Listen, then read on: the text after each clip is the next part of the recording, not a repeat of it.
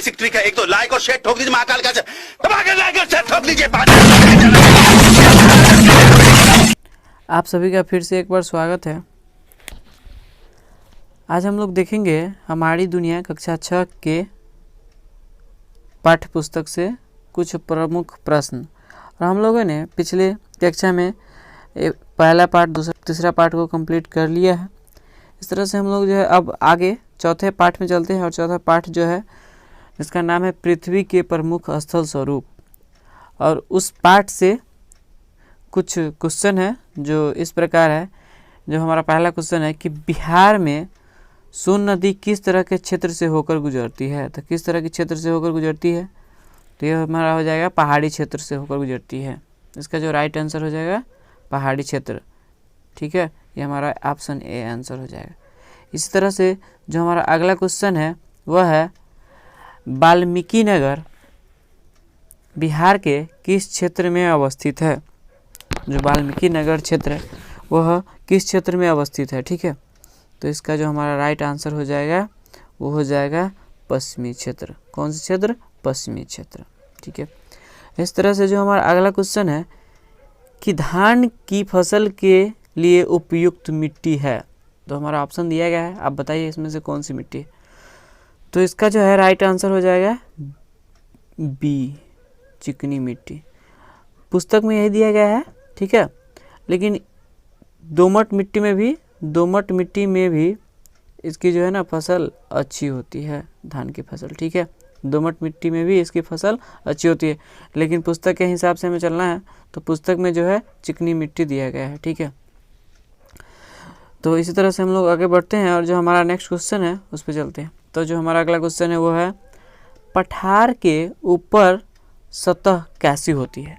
जो पठार होते हैं उसको ऊपर वाला जो भाग है वो कैसा होता है, नुकीला होता है या सपाट या संकीर्ण या ढालदार, कैसा होता है। तो इसका जो है राइट आंसर हो जाएगा कि सपाट होता है। कैसा होता है? सपाट। ठीक है, ऊपर वाला जो हिस्सा होता है उसका जो है सपाट होता है। इस तरह से हम लोग आगे बढ़ते हैं और जो हमारा अगला क्वेश्चन है वह है कि पर्वत कितने प्रकार के होते हैं। तो पर्वत कितने प्रकार के होते हैं, यहाँ पर ऑप्शन दिया गया है, आप बताइए कितने प्रकार के। बी इसका जो है राइट आंसर हो जाएगा। कितने प्रकार के? 4 प्रकार के। ठीक है, और हम लोग आगे जो है बात करेंगे जो 4 प्रकार के पर्वत है उसके बारे में बात करेंगे। जो वो 4 प्रकार है वो किस तरह से होते हैं, इस तरह से हम लोग आगे बढ़ते हैं। और जो हमारा अगला क्वेश्चन है वो है मैदान मुख्यतः कितने प्रकार के होते हैं। मैदान जो है मुख्यतः कितने प्रकार के होते हैं। तो इसका जो हो जाएगा राइट आंसर हो जाएगा डी, 3 प्रकार के। कितने प्रकार के? 3 प्रकार के। और जो हमारा अगला क्वेश्चन है कि भारत में सक्रिय ज्वालामुखी कहाँ है। हमारा जो है इसका जो है आंसर हो जाएगा, पहले ऑप्शन आप लोग देखिए और बताइए क्या होगा। तो इसका जो है राइट आंसर हो जाएगा अंडमान निकोबार द्वीप समूह पर जो है एक जो है ना सक्रिय ज्वालामुखी है जो भारत में पड़ता है। ठीक है, इस तरह से कहता है कि कम ऊंचाई वाले पर्वतों को क्या कहते हैं। पठार कहते हैं, पर्वत कहते हैं, पहाड़ी कहते हैं, हिमालय कहते हैं।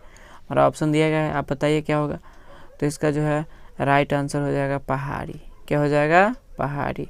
जो कम ऊंचाई वाले पर्वत होते हैं उसे ना पहाड़ी कहा जाता है। ठीक है, इस तरह से हम लोग आगे बढ़ते हैं और हमारा अगला क्वेश्चन है कि संसार का छत कहा जाता है। ए बी सी डी जो हमारा ऑप्शन है, ऑप्शन देखिए। और आप इस क्लास में पढ़े हैं तो आप आंसर देने की कोशिश कीजिए और सोचिए क्या इसका आंसर होगा, हमें कमेंट करके बता सकते हैं। तो इसका जो है राइट आंसर हो जाएगा पामीर के पठार। क्या हो जाएगा? पामीर के पठार जो हमारा राइट आंसर हो जाएगा। ठीक है, इस तरह से जो हमारा क्वेश्चन था इस पार्ट से संबंधित जो क्वेश्चन जो है ख़त्म हो गया। ठीक है, और हम लोग अगले वीडियो में मिलेंगे फिर से नए पार्ट के साथ। ठीक है, जो हमारा अगला पार्ट है वह है